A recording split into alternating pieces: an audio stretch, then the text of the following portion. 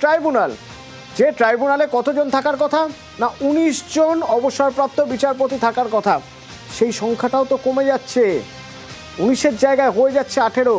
কেন একজন বিচারপতি কমে যাচ্ছেন কেন? অর্ণব রয়েছেন আমার সঙ্গে। অর্ণব, দেখো, কলকাতা হাইকোর্টের অবসরপ্রাপ্ত বিচারপতি তপেন সেন, যিনি 2015 সালে তার এই জজিয়াতি জীবনের তিনি অবসর নেন এবং তিনি বর্তমানে ঝাড়খণ্ডে থাকেন এবং তার শরীরজনিত অর্থাৎ সমস্যা রয়েছে, পাশাপাশি তার লজিস্টিক সমস্যা, অর্থাৎ এই ট্রাইব্যুনালে তিনি কাজ করবেন ঝাড়খণ্ড থেকে এসে কলকাতায় থেকে।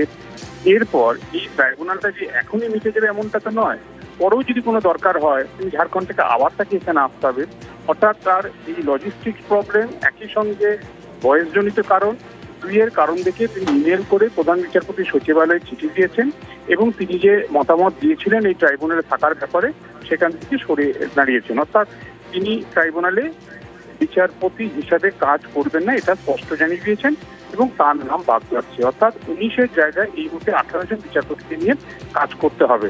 গতকাল কাজ শুরুর কথা ছিল, সুপ্রিম কোর্টে কথা দিয়েছিল কমিশন, সেই কথা দেওয়া যেটা তাদের ছিল তা রাখতে পারেনি। আজকেও ট্রাইব্যুনালের কোনো কাজ হয়নি।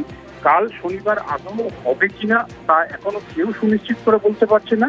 এই অবস্থায় একজন বিচারপতি কমে যাওয়া, সব মিলিয়ে যে আশার আলোটা মানুষ, যাদের অ্যাডজুডিকেশন থেকে নাম বাদ গেছে, তারা দেখতে শুরু করেছে অন্তত কিছু নাম অন্তত সেখান থেকে ট্রাইব্যুনালের নিষ্পত্তিতে তারা ভোট দেবেন, সেই সমস্যাটাও ক্ষীণ হচ্ছে। কারণ প্রথম দফার ১৫২টা বিধানসভার ভোটের মনোনয়ন দাখিলের শেষ দিন ৬ এপ্রিল।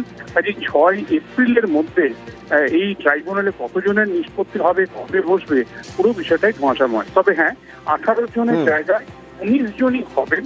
দ্বিতীয় বিকল্প অর্থাৎ বিচারপতি তপেন সেন সরে গেলেন, কিন্তু তার জায়গায় আরেকজন বিচারপতিকে সেই জায়গায় পাঠানো, অর্থাৎ কলকাতা হাইকোর্টের যে কাজ, সেই কাজটাও দেখার কাজ প্রায় সম্পূর্ণ এবং একজন বিচারপতি তারা সিলেক্টও করেছেন বলে সূত্রমাত্র জানতে পারছি। কিন্তু কমিশন যতক্ষণ না সেই বিজ্ঞপ্তি জারি করছে নতুন করে আরো একজনের, সেই বিজ্ঞপ্তি না হওয়া পর্যন্ত এখন কিন্তু ১৯-এর জায়গায় ১৮ই আমাদের বলতে হবে। ধন্যবাদ অর্ণব।